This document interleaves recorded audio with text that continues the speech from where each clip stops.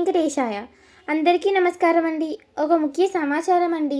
అది ఏమిటంటే మే 26వ రోజు మా బంధువులు ఫ్యామిలీతో పాటు తిరుపతికి వెళ్ళడం జరిగింది. దర్శనం తర్వాత వాళ్ళు వెంకటాద్రి నిలయంలో విశ్రాంతి తీసుకున్నారు. ఆ రోజు రాత్రి అందరూ పడుకున్న తర్వాత ఆ కుటుంబంలో ఒక వ్యక్తికి మతి స్థిమితం లేకపోవడంతో మిస్ అయ్యాడు.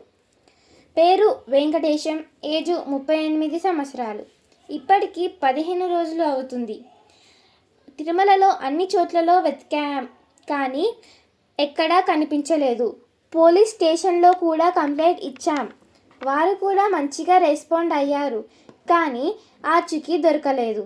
కావున దయచేసి తిరుమలలో కానీ తిరుపతిలో కానీ ఎవరికైనా కనిపిస్తే పైన కనిపిస్తున్న ఫోటోలో ఉన్న ఫోన్ నెంబర్కి సమాచారం తెలియజేయగలరని విన్నపిస్తున్నాము. చేసిన వారికి బహుమతి కూడా ఇవ్వబడును. ధన్యవాదములు. ఓం నమో వెంకటేశాయ.